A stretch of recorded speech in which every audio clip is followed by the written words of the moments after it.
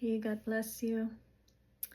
I just want to reiterate and clarify that my testimony that was spoken in part one, the last video, that Daniel Kalinda and the top leaders of CFAN are aware of the inappropriate relationships, behaviors, and it is allowed, acceptable, and motivated among its ministry leaders. And so I want to clarify that because, I'm giving you all the testimony about, the inappropriate relationships that was reported by my adversary. And, without really clarifying how CFAN's behavior is actually or the lack of behavior and their behavior has any responsibility into what is happening.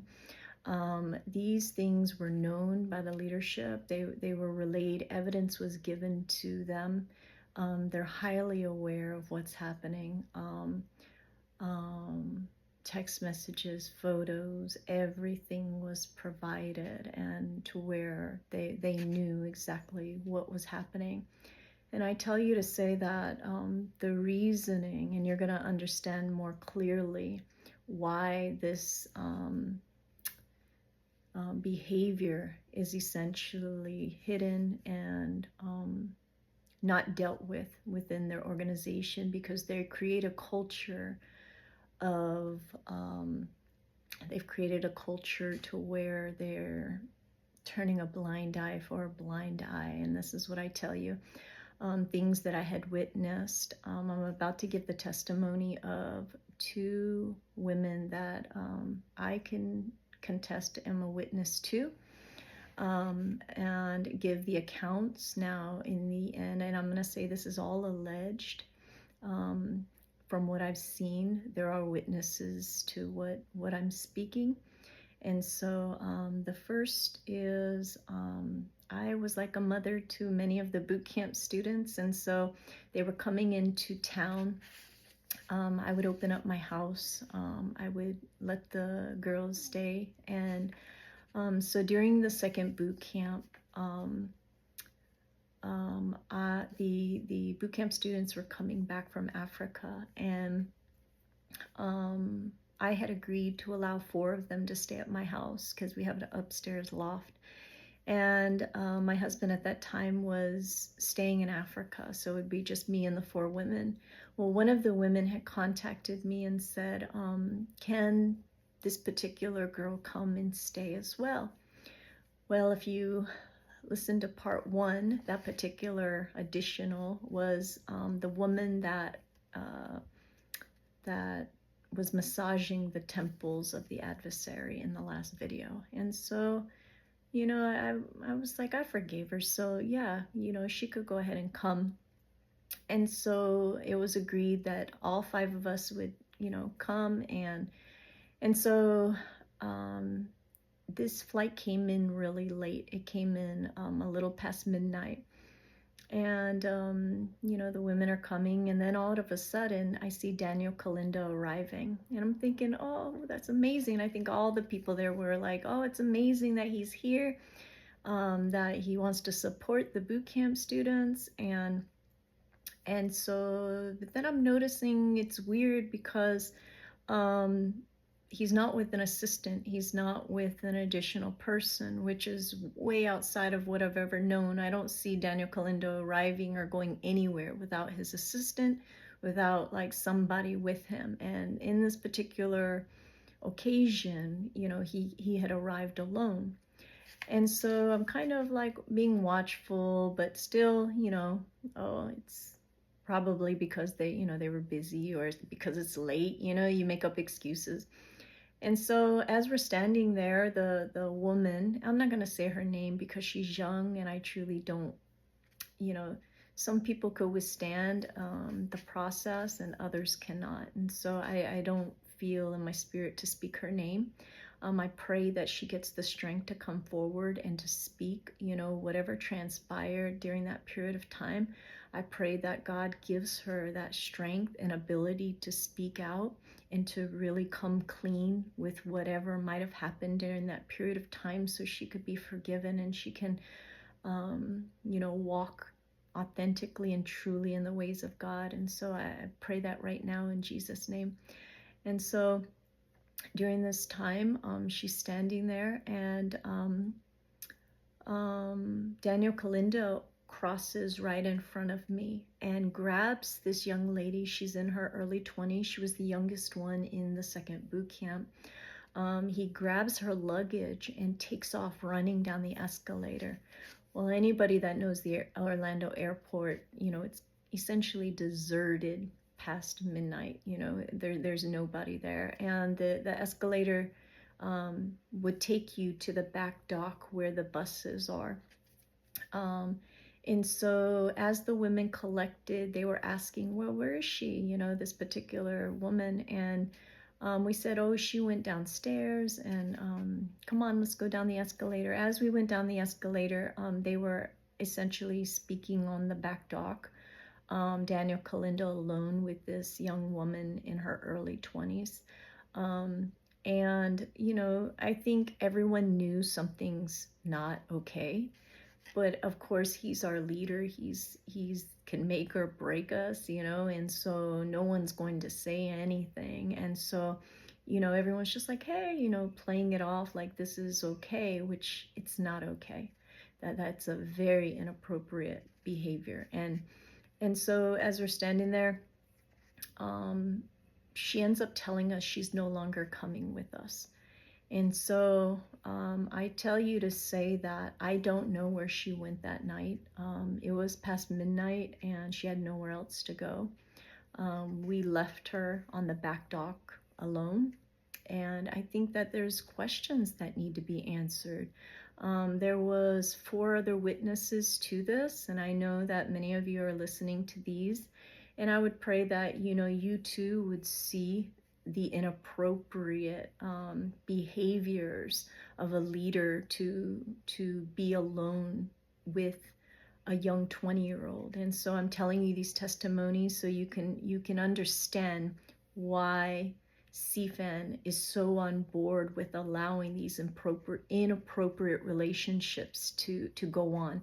Their desire to bury these things, and even at the expense of destroying marriages, destroying relationships, and destroying the wives that are bringing these accounts forward. There is another incident, and this is in my boot camp, the 3rd boot camp class. And this young lady, she didn't have very many friends, and I'm sure it's because that's why they targeted her. But she contacts me one day through text message, so I do have these messages, where she is essentially telling me that she's rebuking herself. She had inappropriate behavior towards, a person in the ministry, and she was just rebuking herself. She had to call her pastor back home, and the pastor told her she didn't need to rebuke herself. And so I was like, I'm not sure what you're talking about. She said, can I call you? And so she proceeded to call me. And I tell you that this woman is no longer connected to any CFAN anything. She's kind of disappeared. She's went away. And this is what I've been seeing with many of these young ladies that are coming through this boot camp class without anybody questioning as to what is happening. And so I want to bring to light that I've seen many that this has happened to, that they've kind of just went away, these on fire evangelists that love God, that laid down their life even at the young age that they are, that had such a zeal, such a passion for the things of God. And I'm watching them, because many of them I'm connected on Facebook. They're essentially disappearing, some of them not even doing ministry anymore. And we need to ask the questions, why?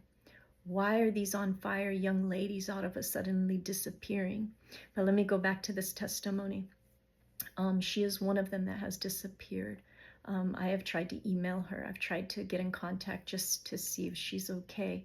and she's just kind of disappeared. But this young woman, um, she calls me and she says, Lisa, there's this leader, he told me we can't speak about our relationship at all because I'm a boot camp student, that, if I speak about this, that I'm going to have to end up leaving boot camp because it's not appropriate for a leader to be with a student. But then afterwards, she goes, what do you think? And she was all giddy and happy. And I'm thinking in my mind, there's no single leaders here. So I didn't ask, she didn't tell me which leader it was, but she was like in almost very giddy about this.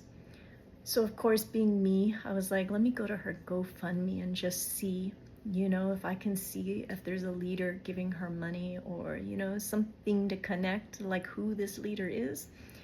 And this is all circumstantial. So what I'm going to say is I did see a large donation by Daniel Kalinda on her GoFundMe. Not saying that that leader that she spoke of was him, but what I can say is at this point, my husband was a leader and no donation was given to me. Nothing was given to anybody connected who was serving the ministry like that. Like, I didn't receive any. So it is kind of, I'm just pointing it out there. I don't want to connect anything or say anything, but it did, there was a large donation given to her. As far as what level, if it was even him, I'm not sure, but there was definitely another leader involved, even in her testimony. And I pray that she too surfaces, and that whatever damage that this ministry has done to her, I pray her healing. And I ask you all to pray for these young women, because they're disappearing and they're not coming back. And it really hurts my heart that this is transpiring, and whatever's happening, it needs to stop. It needs to be exposed. It needs to, light needs to be shined on this. And so I'm going to attach a video of, let me give you some background on the video. This is the first and only counseling session that they had ever given me after I had given the allegations, of what had happened. I had given over the photos. I had given them all the evidence that they needed. To really see there's something not appropriate. I had begged them to call us all in to sit down and let's talk about this. They ignored every one of those requests. I said, if I needed the deliverance, please give it to me, but let's just all meet. Let's figure out what's going on. And I will later attach all the emails to where you all can see exactly that. This isn't something I just sat back on. Oh, I was wanting healing. I was wanting deliverance. I was begging for it, essentially. And every one of my cries to do this was ignored, or came back with an attack, or, it was never dealt with and never taken care of. And so with this, it's like they try to bury like whatever is going on. So in the video, the two pastors that I'm speaking with, I didn't even know that Makobi was going to jump on this line at all. It wasn't warned to me at all. I didn't know he was secretly listening in to my conversation with these pastors. He wasn't alerted that he was in that room at all. It was supposed to be just me and the pastors. And Makobi, somewhere along when I'm talking to these pastors, jumped onto the call and was just quietly listening. And the pastors had posed me a question that, where does God have you right now, was the question. And I was answering that question and saying that, God has me in consecration right now, really focusing on learning to love myself, because I was beating myself up for everything. And so I was just, I'm learning to love myself. He's healing me. He's doing this, he's doing that. And, you're going to hear the audio as Makobi comes on the line. attacking that, saying he would never, that's not biblical. He would never tell you to focus on yourself, that if you're sacrificially giving to people, he fills you back up. So everything I'm saying is not of God, that I don't hear from God. Just you'll hear the tear down, the purposeful strategy to destroy and make me question every single thing in my life. And mind you, this is in the midst of one of the biggest attacks, because at this point, because the sin had came in, you know, the adversary in my life was overtaken. And so I was undergoing false domestic violence charges, people breaking into the house, his family member being told to break into the house. She was attacking me. Like I was undergoing such the most massive attack of my life. And this is how I was treated. And on top of it, there was 2 women that were reported, and as you can see, he's over exaggerating, like I had accused so many women of this. And the one witness of a woman, Evelina, who I love, admire, and adore, she was the only witness. And what you're going to see in this video is he essentially somehow twisted, or he's come to tear mine and her relationship apart, essentially to get her to feel some type of way about me, to not want to speak or to be that witness, is what's happening. And I'm over and over saying that's not what was said, Makobi. That's a straight out lie. But I am freezing in the video. If you ever know or research, like people who have been emotionally abused, they tend to freeze when they're under attack, meaning that you can no longer fight back. Like you start to freeze, where you can't, you just shut down, essentially. Like, and you see bits and pieces where I'm rising back up and I'm able to break through it, but for the most part, I'm not able to correct a lot because of that freezing. It was very painful for me to even go back and listen, to be able to provide it on here, because it brings up the trauma that's associated with it. But essentially I'm gaslit here, and this is something that he was very comfortable with, a strategy that that he's employing upon people who are bringing things to him, to essentially shut down the victim's voice. And you could clearly see how comfortable he is with doing it. Anytime I have a good argument, he shifts the subject. Anytime I'm trying to speak, he's screaming over me. Anytime I'm starting to get my strength back, just, you know, witness to what is happening spiritually, because this ain't a battle of the flesh. This is a spiritual battle that I was undergoing. And so I would ask you to listen to it with your spiritual eyes and see exactly what's happening. And if you attempt to say there's something wrong, they will minimize, team up, and they'll shut you down.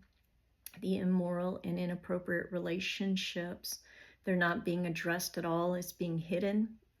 CFAN is aware of this. I do believe that Daniel Kalinda and Russ Benson hide behind Makobi.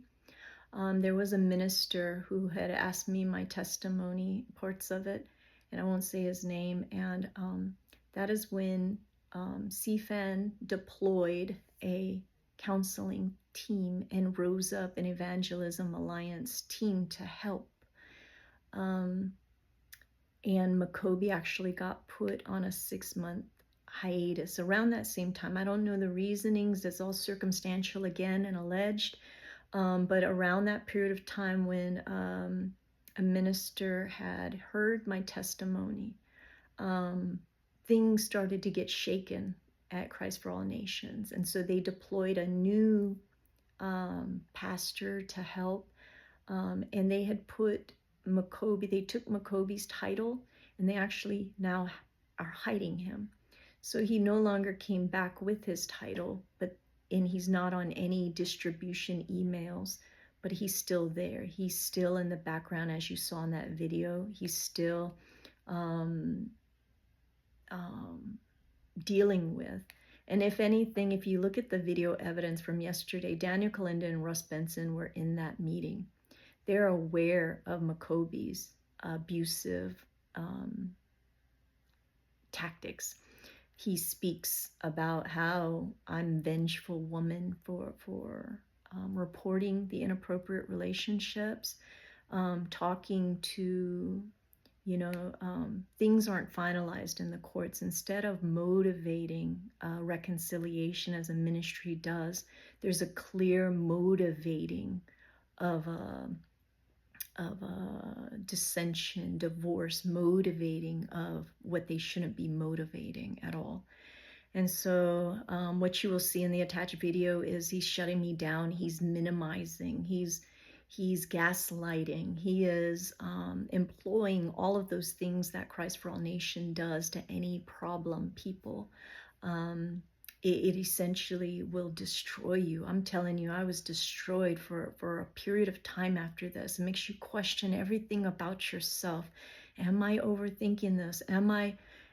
Is it me? Because how can all of these ministers I love and I look up to, how can they all think the same thing? Like, it makes an abuse victim really question their entire reality.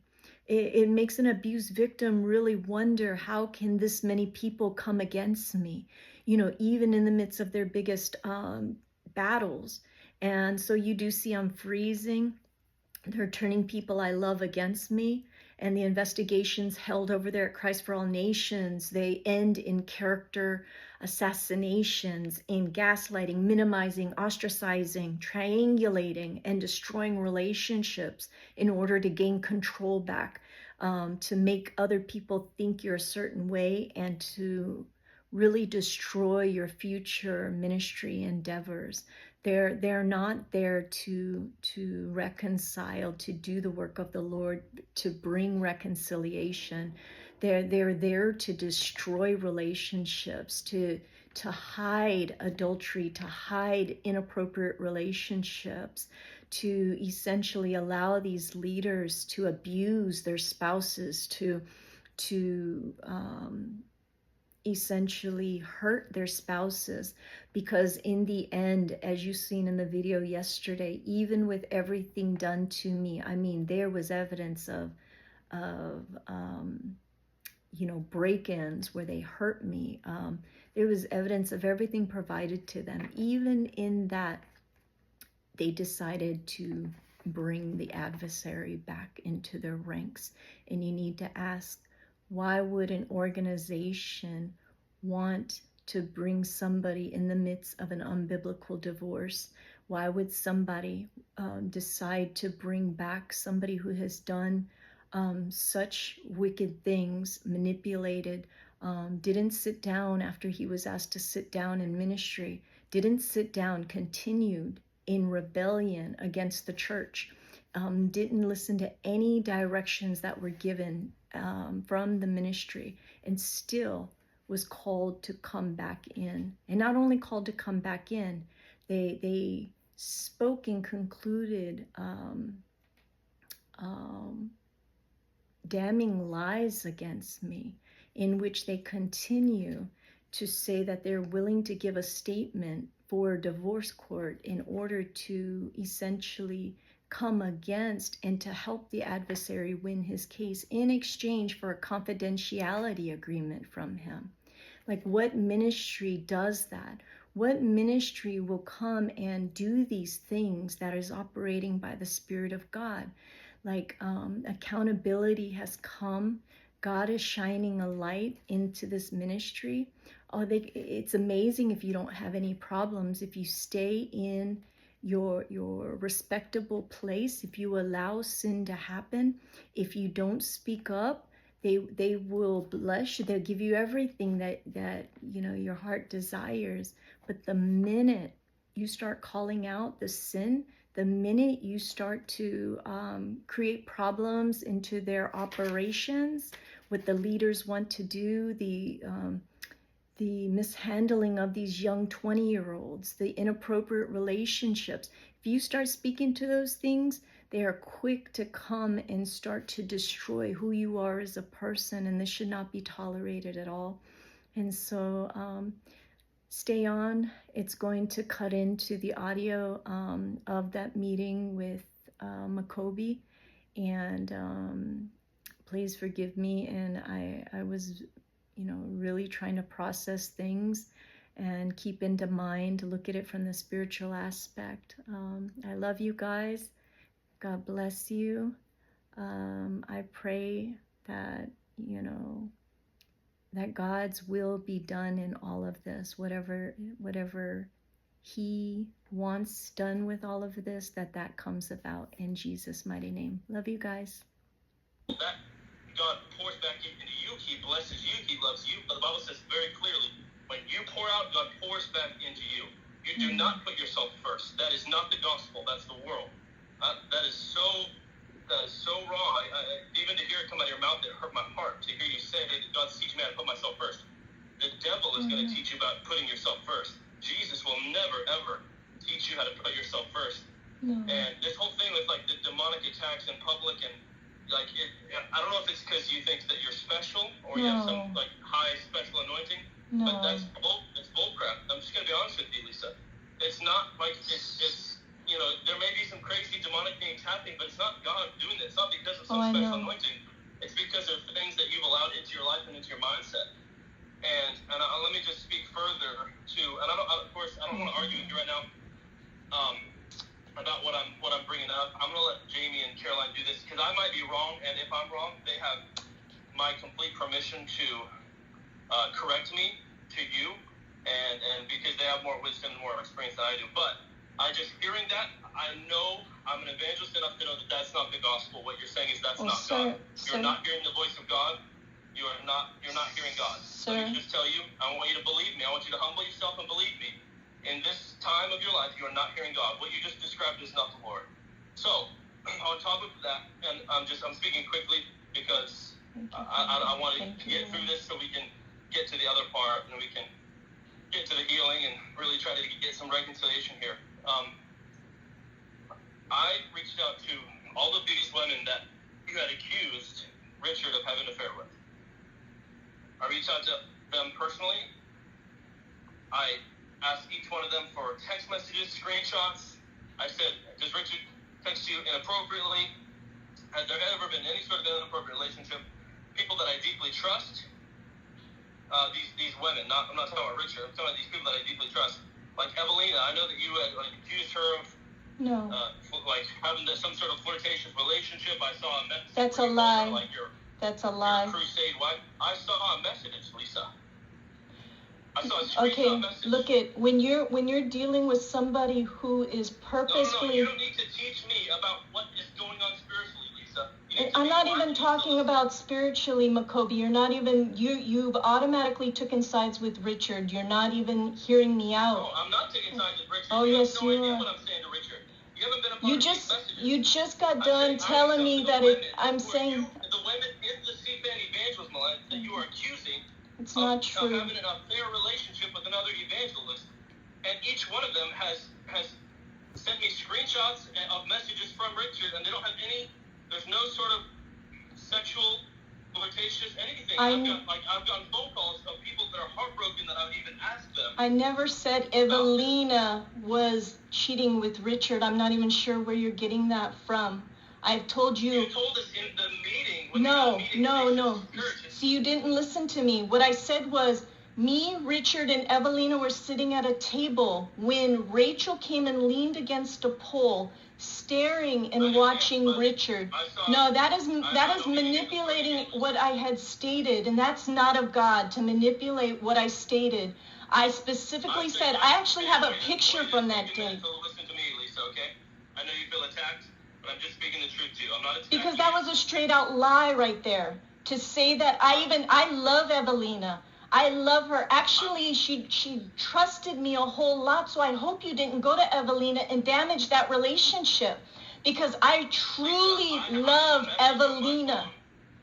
Where you are literally calling her a private some sort of flirtatious way. So I don't. No, listen. I'm doing an investigation, and that's what okay. came up. Also, I got a hold of Rachel, who is in Orlando now, and Rachel has been kind of the primary person that you think that Richard has had an affair with. Isn't that's Did correct? You not see that picture of them looking sexually at each other? Anybody who looks at that will say that that's inappropriate for a married man to be with a single evangelist in a corner while their wife is away. And then not only that, she came to his door while I was on the phone at 9 p.m. at night and knocked on the door. And I said, who is that? And he goes, Rachel, we're having a meeting. And he hung up on me. So whatever else they want to say, if he's setting it up to make it appear to be jealous, to make me jealous, then that's what he's doing. That's what that spirit does. I'm not talking to Richard. I'm not talking about Richard.